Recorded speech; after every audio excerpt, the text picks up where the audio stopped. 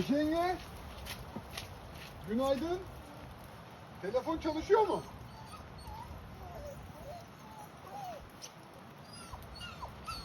Şimdi pişirdim onlardan. Tamam. Eline sağlık. Çok Ekmekçiye teşekkür de ederim. verdim. Elinize sağlık. Çok teşekkür ederim.